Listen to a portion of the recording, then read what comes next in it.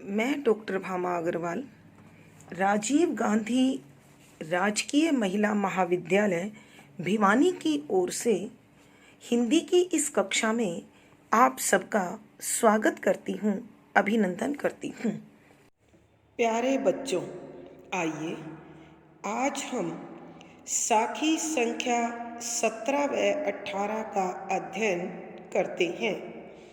साखी संख्या 17।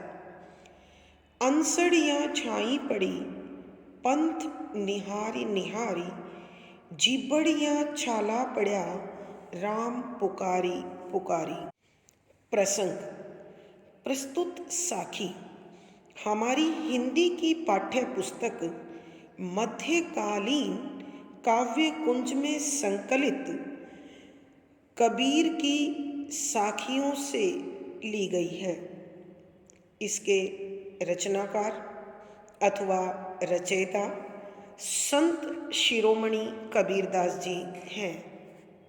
संदर्भ, प्यारे बच्चों, जैसा कि आप पहले से जानते हैं, पूर्व वीडियोज में आप सुन चुके हैं कि भारतीय रहस्यवाद के अनुसार जीवात्मा परमात्मा का अंश है और मानव देह में रहते हुए परमात्मा से मिलने के लिए हमेशा बेचैन रहती है, आतुर रहती है।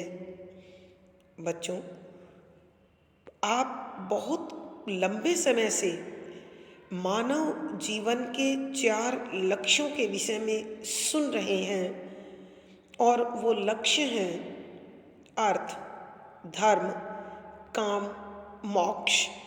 ये मोक्ष जो है वो जीवात्मा से परमात्मा के मिलन की स्थिति का नाम है। ये मोक्ष जो है वो जीवात्मा से परमात्मा के मिलन की स्थिति का ही नाम है। तो आप जानते हैं, जब तक किसी लक्ष्य की प्राप्ति के लिए हमारा मन बेचैन नहीं होता, मन में तब तक दृढ़ संकल्प नहीं बनते, और जब तक संकल्प दृढ़ नहीं होते, मजबूत नहीं होते, तब तक शरीर पुरुषार्थ नहीं करता। तो इस साखी में भी कवि ने जीवात्मा की विरह दशा का अत्यंत मनोरम, मार्मिक, भावपूर्ण चित्रण किया है और करते हुए बताया है कि व्याख्या से पहले बच्चों शब्दों के अर्थ। अंसड़ियाँ माने आँखें या आँखों में। छाई माने धुंधलापन छा जाना, छाया आ जाना, एक परत जम जाना, पड़ी पड़ चुकी है। पंथ रास्ता, निहारी देखते, फिर निहारी देखते हुए। जिबड़ियाँ जीभों में, छाला छाले, पड़ा पड़ गई है, राम पुकारी पुकारी, राम को पुकारते पुकारते।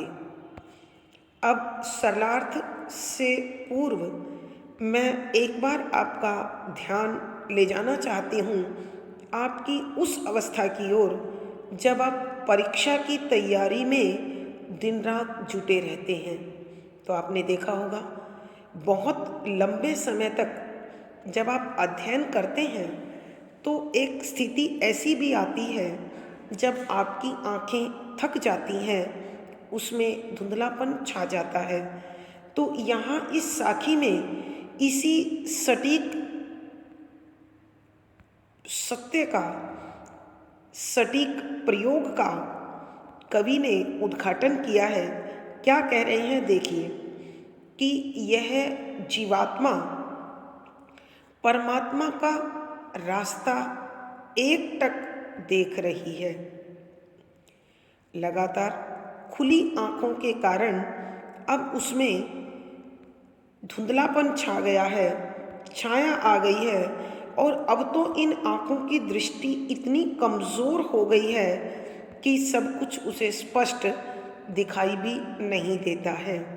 तो प्यारे बच्चों, यहाँ कवि कहना चाहते हैं कि दिन रात अपने परमात्मा रूपी प्रिय का रास्ता देखते देखते आज उसकी आँखों की स्थिति ऐसी हो गई है, ना तो उसे परमात्मा स्पष्ट रूप में आकर मिल रहे हैं और यह संसार भी उसकी दृष्टि में सारहीन हो गया है, धुंधला हो गया है, महत्वहीन हो गया है।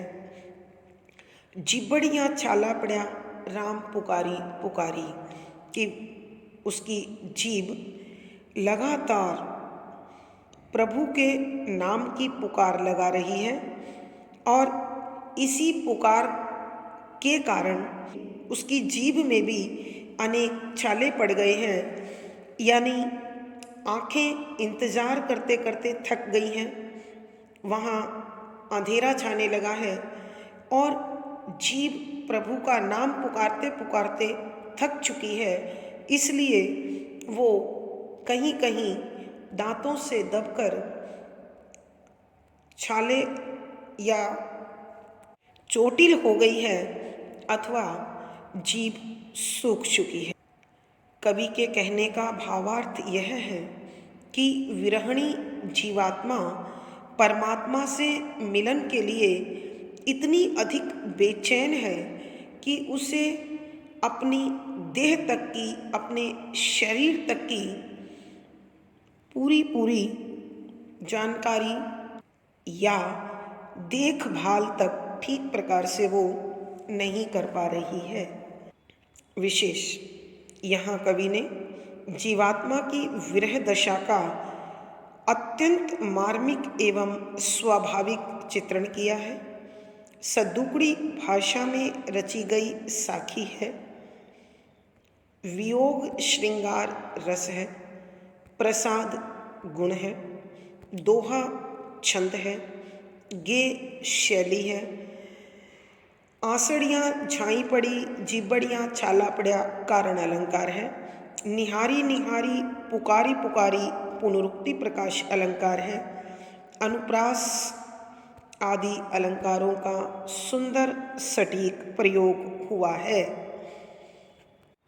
प्यारे बच्चों, पद संख्या अथवा साखी संख्या 18। इस तन का दीवा करऊं बाती मेल्यूं जीव, लोही सींचों तेल जू, कब मुख देखूं पीव। प्रसंग वही पूर्ववत है। संदर्भ यहाँ इस साखी में वही विरहिणी जीवात्मा परमात्मा के विरह में अत्यधिक बेचैन है। अब मनुष्य अपनी मनोदशा के अनुसार अनेक प्रकार के विचार प्रस्तुत करता है, विचार व्यक्त करता है। तो यहाँ विरहिणी आत्मा भी परमात्मा की राह देखते देखते थक गई है, उसकी आँखों में अंधेरा छाने लगा है। इसलिए अब उसे लगता है कि यह संसार ही धुंधला हो गया है।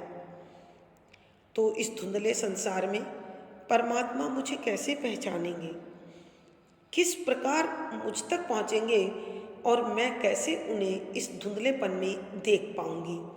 इसलिए वो रोशनी करना चाहती है। और रोशनी किससे करना चाहती है? अपने शरीर की लगन से। तो उसी रोशनी के भाव को, उसी विरह की चरम सीमा को प्रकट करते हुए कबीर जीवात्मा के विषय में बता रही हैं कि व्याख्या से पूर्व बच्चों पहले शब्दों के अर्थ। इस तन सार्वनामिक विशेषण है बच्चों। इस तन माने जिस शरीर में जीवात्मा का वास है। का दीवा माने दीपक, करऊं माने मैं बना लूंगी, बाती बत्ती, मेलूं, लगा दूंगी, डाल दूंगी, जीव, जीवन की अर्थात प्राणवायु की, प्राणों की, कि जब तक प्राण चलेंगे तब तक यह शरीर रूपी दीपक आपके रास्ते को रोशन करता रहेगा।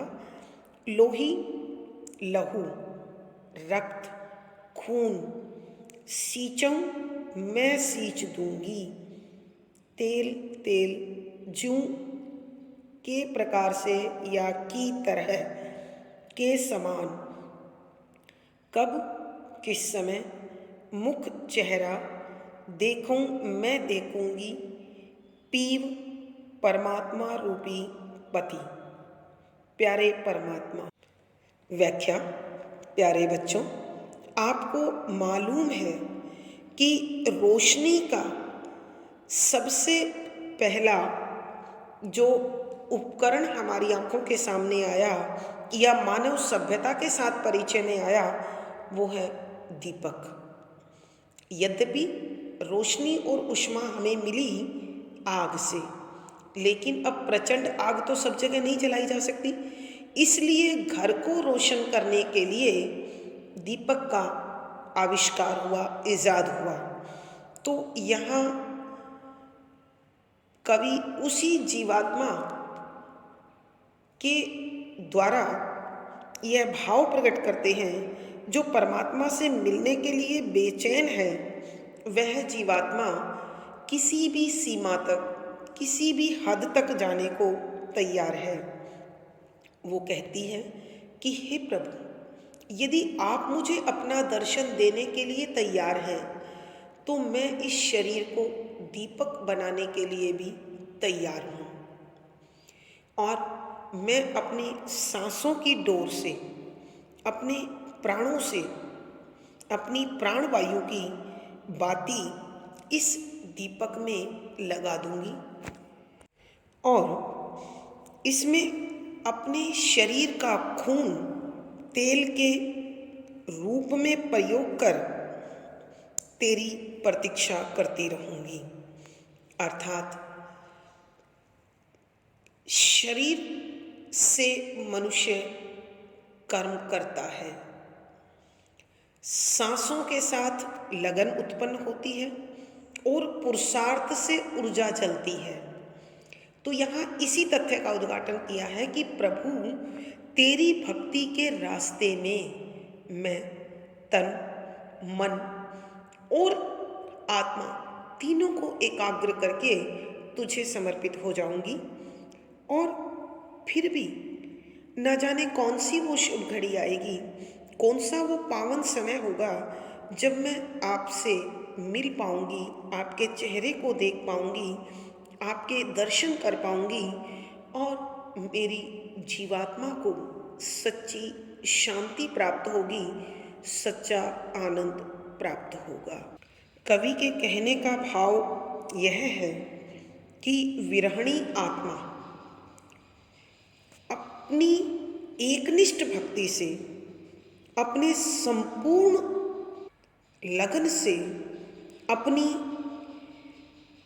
पूरी ताकत से, समर्पित भावना से ईश्वर को पाने के लिए बेचैन है और इसी बेचैनी में वो सर्वस्व समर्पण को भी तैयार है।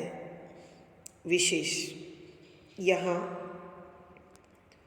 विरहणी जीवात्मा की विरह दशा का अत्यंत मार्मिक, भावपूर्ण, स्वाभाविक चित्रण हुआ है। सद्दुकड़ी भाषा में रचा गया पद है। लक्षणा शब्द शक्ति है, वियोग श्रृंगार रस है, प्रसाद गुण है, इस तन का दीवा करूं रूपक अलंकार, जीवात्मा की बाती, शरीर को दीपक, प्राणवायु की बाती और लहू को तेल, रूपक अलंकार है। लोही, सींचों, तेल, ज्यों, ज्यों उपमा अलंकार है। कब प्रश्न अलंकार है। तो इस पद में अनुप्रास, रूपक, उपमा, प्रश्न, स्वभावोक्ति आदि अलंकारों का सुंदर सटीक प्रयोग हुआ है। प्यारे बच्चों, आशा है आपको सारा विषय अच्छी प्रकार से समझ में आ गया होगा।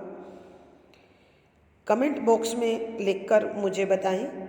वीडियो को लाइक करें, शेयर करें और चैनल सब्सक्राइब करें।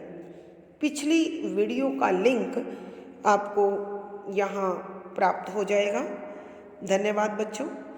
आपका दिन और जीवन सुखमय हो, आनंदमय हो, इसी शुभकामना के साथ आभार। धन्यवाद।